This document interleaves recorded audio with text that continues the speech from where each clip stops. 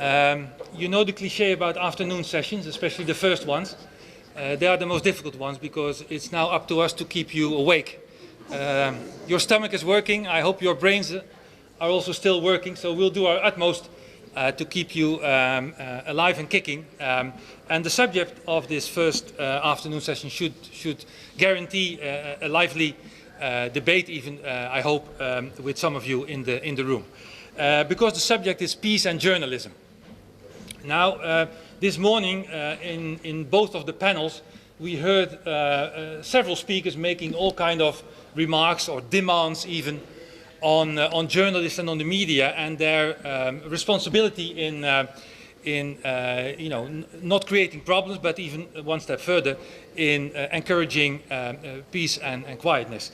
So I think it will be one of the questions that the speakers will try to answer: in how far are journalists suited to promote peace, or is their role more that of an observer and a reporter and less of a preacher?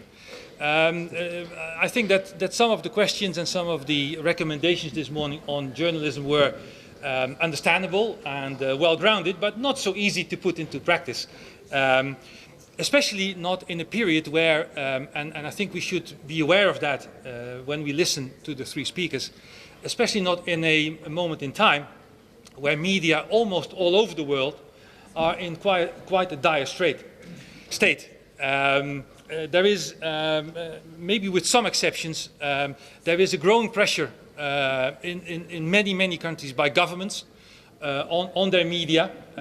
If you look at the Freedom House reports, to give you just one example, one can see over the years there is in many countries a growing tendency by governments to try to use mainstream media as serving their interest, serving majoritarian interest in many countries around the world, which doesn't make life very easy for journalists.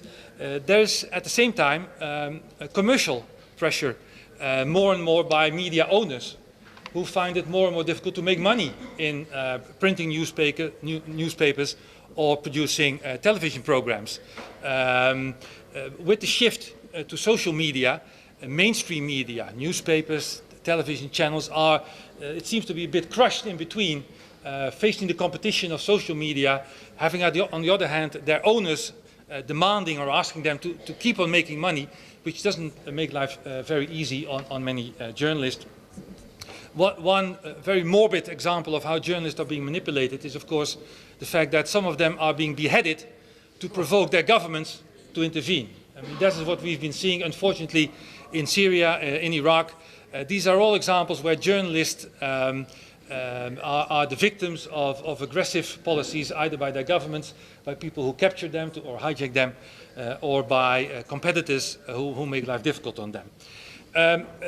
Having said that, we will have three contributions this afternoon coming from three different countries with three different backgrounds, which I hope at the end of this session will give at least some of the answers to the questions that were asked in previous sessions, some of the demands made on journalists.